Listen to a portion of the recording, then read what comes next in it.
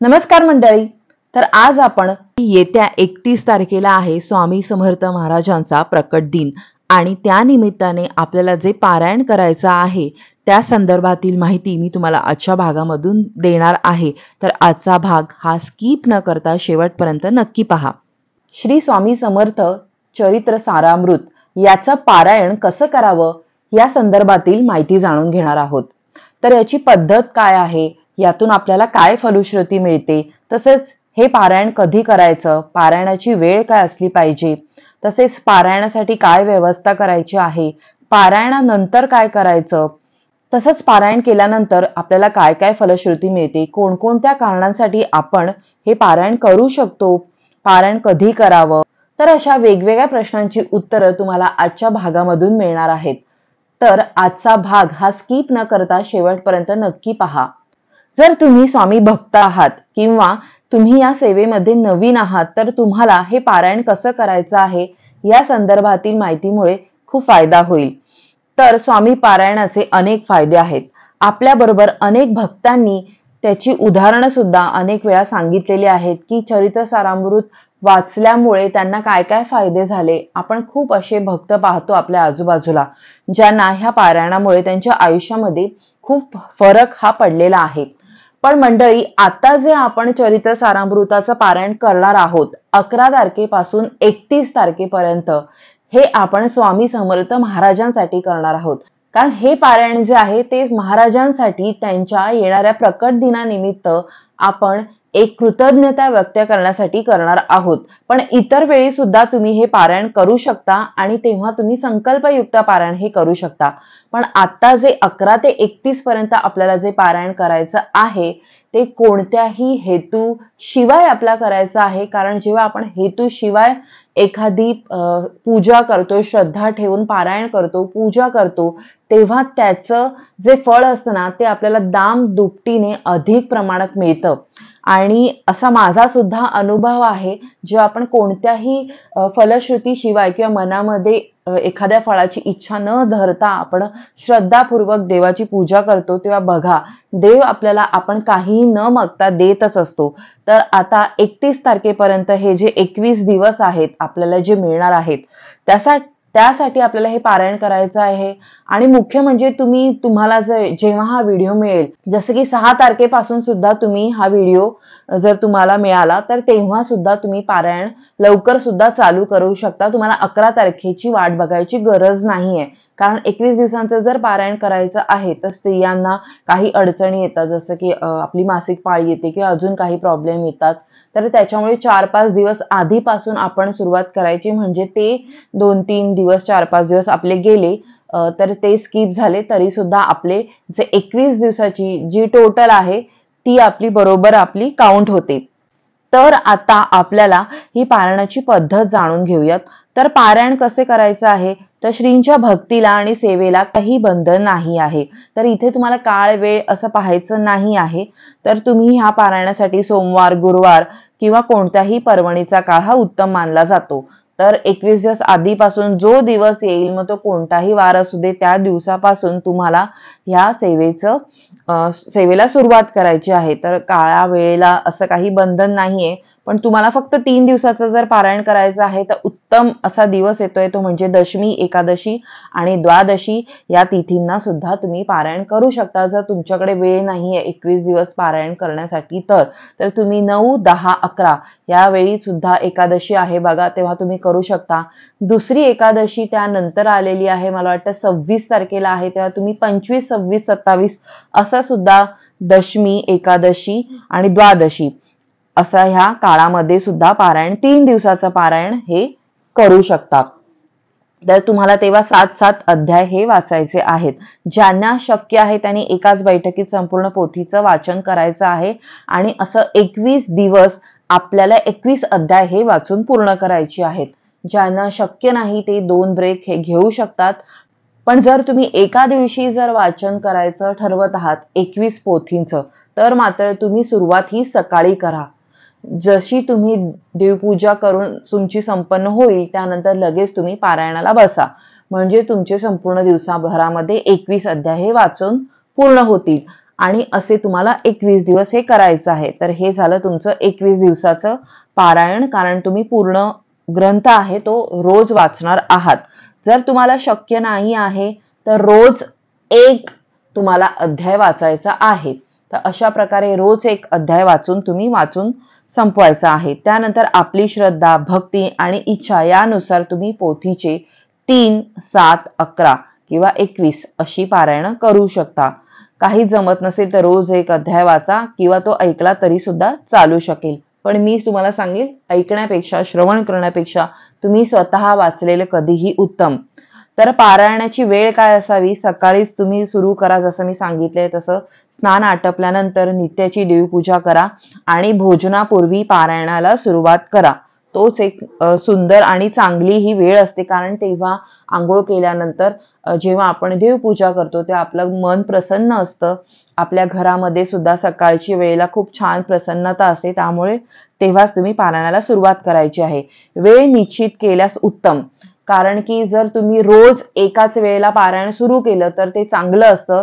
कारण असं म्हणतात की एकाच जागी एकाच वेळेला जर तुम्ही पारायण केलं तर त्या जागेला सुद्धा तेवढी सिद्धता प्राप्त होते. आपल्या जी आपण पूजा केलेली असतं, पारायण केलं असतं, त्याला तेवढी सिद्धता प्राप्त होते.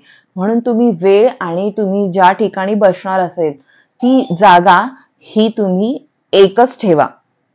तर जेव्हा तुम्ही संकल्पयुक्त पारायण करणार आहात तेव्हा तुम्हाला नित्याची देवपूजा करून झाल्यानंतर कुलदेवता, इष्टदेवता, तुमचे जे गुरुदेव आहेत आणि श्री स्वामी समर्थ यांना स्मरण करायचं आहे, त्यांना वंदन करायचं आहे, घरातल्या वडीलधाऱ्यांना वंदन करायचं आहे. आणि त्यानंतर पारायणाच्या प्रारंभी तुम्हाला उजव्या हातावर पळीभर पाणी घेऊन आपले नाव, तिथी, दिनांक, वार याचा उल्लेख करून आपण कोणत्या इच्छा पूर्ततेसाठी हे पारायण करत आहोत ते बोलायचं आहे. अर्थातच तुम्हाला पारायणाचा संकल्प करायचा आहे, तो उद्देश सफल व्हावा म्हणून तुम्ही श्रींची प्रार्थना करून ते पाणी ताम्हणामध्ये सोडून द्यायचं आहे. आणि त्यानंतर तुम्ही हे पाणी तुळशीमध्ये सुद्धा टाकू शकता. तर श्री स्वामी समर्थ चरित्र सारामृत हे पारायणाची पद्धत काय आहे ती आता आपण जाणून घेऊयात. तर चौरंगावरती तुम्हाला वस्त्र वगैरे अंथरून घ्यायचं आहे. स्वामींची तसबीर किंवा मूर्ती तुमच्या जर देव्हाऱ्यात असेल तर वेगळी अशी तुम्हाला त्याची मांडणी करायची गरज नाहीये. जसं आपण गुरुचरित्र करतो तेव्हा त्याला वेगळी अशी मांडणी करायची गरज असते. तर गुरुचरित्राचं पारायण करताना आपल्याला वेगळी मांडणी आपण करतो.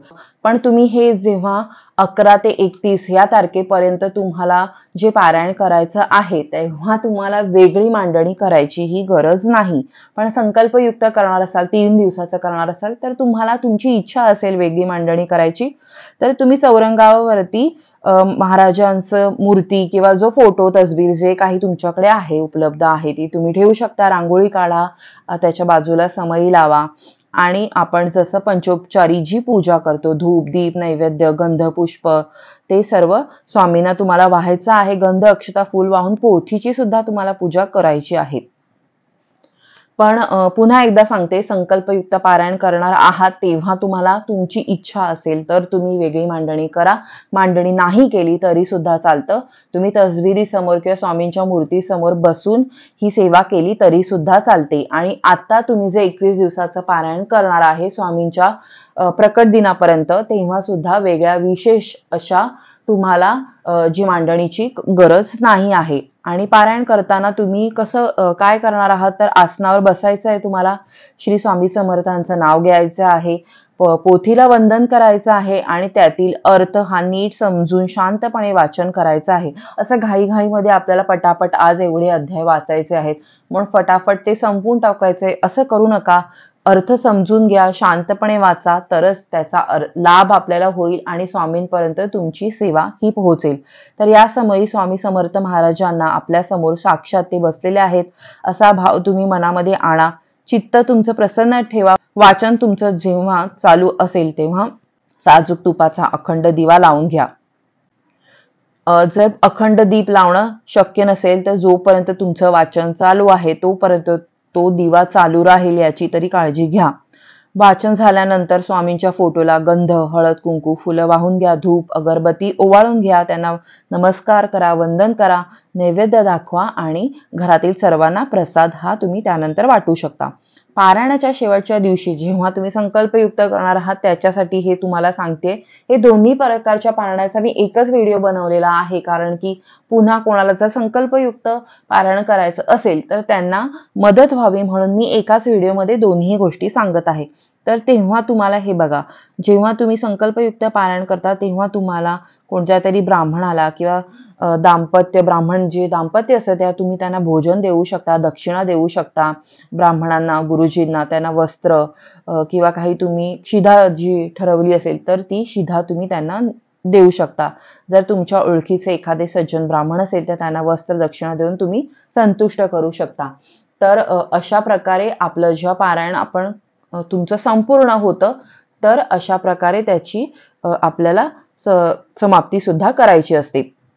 तर आवश्यक नेहमीचे नियम काय आहेत? साधारण नियम तुम्हाला सांगते, जे प्रत्येक पारायणाला, देवपूजेला हे लागतातच. सकाळी तुम्हाला स्नान करून घ्यायचं आहे. तुमचं स्नान आणि नित्यकर्म आटपून झाल्यानंतर प्रथम देवपूजा, देवाऱ्यातली पूजा ही करायची आहे आणि ती सुद्धा भोजनापूर्वीच तुमचं पारायणाला सुरुवात ही तुमची झाली पाहिजे सकाळी. तर स्वच्छ वस्त्र हे तुम्हाला परिधान करून, जर पुरुष असेल तर त्याने मस्तकाला गंध लावून घ्यायचा आहे आणि स्त्री असतील तर त्यांनी हळद कुंकू हे कपाळाला लावून घ्यायचं आहे. आणि त्याच्यानंतर कुलदेवता, इष्टदेवता, गुरुदेव, श्री स्वामींचे स्मरण करून वडिलांना, घरातल्यांना वंदन करून आसनावर बसून श्री स्वामी समर्थांचं नाव घ्यायचं आहे आणि त्याच्यानंतर पोथीला वंदन करून शांतपणे त्याचं वाचन हे आपल्याला चालू करायचं आहे. दिवा लावून घ्यायचा आहे. वाचन झाल्यानंतर आपल्याला स्वामींना नमस्कार करून आरती करून घ्यायची आहे. विशेष असे नियम काय आहेत तर एकाग्रता असणं हे खूप महत्वाचं आहे. मन एकाग्र ठेवा, बाकीच्या इतर विचारांना दूर ठेवा. इतर विचार हे मनामध्ये येतच राहणार आहेत. हे बघा, आपण अजून तेवढ्या लेवलला नाही पोहोचलेला आहोत. आपली भक्ती तेवढ्या ह्याची नाही आहे की आपल्या मनामध्ये विचार येणार नाहीत. पण हळूहळू तुमच्यामध्ये बदल घडत जातील. मन तुमचं एकाग्र व्हायला लागेल. त्या स्टेजला पोहोचायला आपल्याला अजून बराच कालावधी जावा लागतो, कारण की आपली तेवढी योग साधना नाहीये, आपली तेवढी श्रद्धा साधना म्हणा, भक्ती म्हणा त्या उच्च कोटीला पोहोचलेली नाहीये. त्याच्यामुळे ह्या गोष्टी होणारच. त्यांच्याकडे दुर्लक्ष करायचं आणि आपलं जे वाचन आहे त्याकडे लक्ष ठेवून आपण एकाग्र चित्ताने ते वाचन करत राहायचं. उच्चार हे शब्दांचा उच्चार योग्य रीतीने करायचा आपल्याला आहे. नीट वाचन करून त्याचा अर्थ समजून आपल्याला विचार करून ते वाचन करायचं आहे आणि मोठ्याने म्हणा, जेणेकरून तुमचं लक्ष इकडे तिकडे विचलित होणार नाही आणि घरात इतर जे कोणी व्यक्ती आहेत त्यांच्या कानावर सुद्धा ते पारायणाचे शब्द पडत राहतील. आणि आपल्या घरातल्या भिंती सुद्धा असतात, म्हणजे आपलं जे घर सुद्धा असतं ते सुद्धा निर्जीव समजू नका, ते सुद्धा सजीवच असतं. त्याच्यामध्ये सुद्धा ह्या गोष्टी त्यांच्या कानावर पडल्यामुळे आपल्या घरामध्ये सुद्धा खूप सकारात्मक वातावरण ही निर्मिती होत असते. भक्ती करताना भक्तिभावाने पारायणाचं वाचन करायचं आहे आणि पूर्ण श्रद्धा आणि विश्वासाने हे आपल्याला पारायण वाचन करायचं आहे. नित्य नियम काय आहेत बघा. पारायण काळामध्ये आपल्याला नेहमीच सुद्धा आपल्याला सदाचारानेच आपली वागणूक ठेवली पाहिजे आणि पारायण काळात सुद्धा कोणाशीही भांडण, तंटे, वाद विवाद हे आपल्याला टाळायचे आहेत. जास्त करून आपण शांत राहण्याचाच प्रयत्न करायचा. फक्त आपल्याला गरज असेल तेवढंच आपण बोलायचं, कारण उगीच आपल्याकडून काहीतरी वाईट शब्द किंवा काहीतरी बोललं जातं तर त्याच्यामुळे हे पारायण काळामध्ये आपल्याला ह्या गोष्टी पाळायच्या आहेत. वाद विवाद, तंटे, भांडण ह्या गोष्टी टाळा. ब्रह्मचर्याचे पालन करायचं आहे. श्रींचे नामस्मरण करायचे आहे. त्यांच्या चरित्र कथांचे आशय लक्षात घेऊन त्यावर चिंतन आणि आत्मपरीक्षण केलं ना तर हळूहळू आपल्यामध्ये सुद्धा खूप बदल होत जातात. हा अनेकांचा अनुभव आहे. तर आता हे जे तुम्हाला मी नियम सांगितले हे सामान्य मार्गदर्शनासाठी आहेत.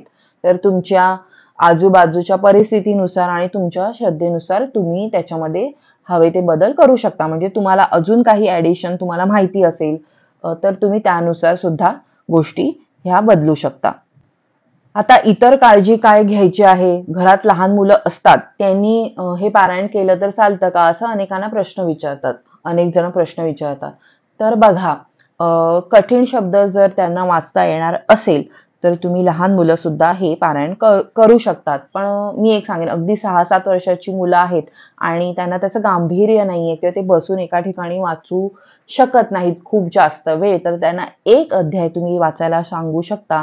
असं 11 तारखेपासून 31 तारखेपर्यंत तुम्ही त्यांना वाचन करायला सांगू शकता. त्यांना मठात घेऊन जा, तिथे सगळ्यांसोबत तुम्ही वाचायला त्यांना सांगू शकता किंवा तुम्ही त्यांना बाजूला घ्या, बसायला सांगा आणि तुम्ही वाचन करा मोठ्याने आणि त्यांना ते श्रवण करायला तुम्ही सांगू शकता. 14-15 वर्षाची जर मुलं असतील तर त्यांना समज असते, वाचन केलेल्या गोष्टींचा अर्थ कळतो, तर ती मुलं हे वाचन करू शकतात.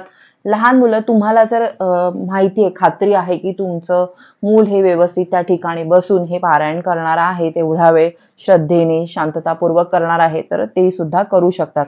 वयाचं ह्याला काहीच बंधन नाहीये. गर्भवती स्त्रियांनी स्वतःची काळजी घ्यायची आहे. त्यांना जर पारायण करायची इच्छा असेल तर मी इतकंच सांगेन, डॉक्टरांचा सल्ला घ्या, पण स्वतःची काळजी घेणं हे अत्यंत महत्वाचं आहे. कारण खूप वेळ खाली बसणं जमणार नाहीये, औषधं चालू असतात, तर त्यामुळे पारायण करणं टाळावं. श्रवण करत असाल, कोण वाचत असेल घरात, तर ते तुम्ही ऐका. नामस्मरण हा तर इतका सुंदर उपाय आहे. 11 पासून 31 तारखेपर्यंत काहीही जमत नसेल तर मनामध्ये अखंड तुम्ही श्री स्वामी समर्थ, श्री स्वामी समर्थ हे नामस्मरण करत राहा. काम करताना सुद्धा आपण करू शकतो. जपमाळ घ्यायची सुद्धा गरज नाही. कारण काही घरांमध्ये बघा, एखाद्याच व्यक्तीला भक्तीची म्हणजे आवड असते. काही लोकांना काही श्रद्धा नसते किंवा त्यांना नाही आवडत पूजा वगैरे करायला, तर एकच व्यक्ती हे जर करत असेल तर बाकीचे लोक तिला टोकत असतात, ते त्यांना आवडत नाही. त्याच्यामुळे हे बघा, वादविवाद करण्यापेक्षा आपण आपल्या पद्धतीने स्वामींपर्यंत सेवा पोहोचवायची आपल्याला आहे, आपल्याला करायची इच्छा आहे, मग कोणत्या प्रकारे आपण काही ना काहीतरी मार्ग त्याच्यामधून काढायचा आहे.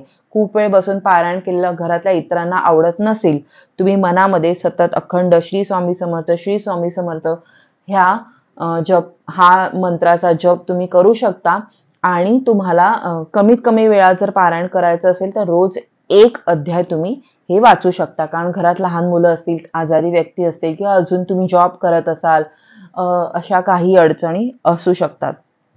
तर हा त्याच्यावरती एक पर्याय आहे जो तुम्हाला मी सुचवलेला आहे. पण ज्यांना काहीच प्रॉब्लेम नाहीये, वाचू शकतात, वेळ आहे, तर प्लीज तुम्ही रोज 21 अध्याय हे वाचा 11 तारखेपासून 31 तारखेपर्यंत. कारण वर्षातून एकदाच स्वामी महाराजांचा प्रकट दिन येतो आणि तेव्हाच ही छान अशी सेवा आपण करू शकतो.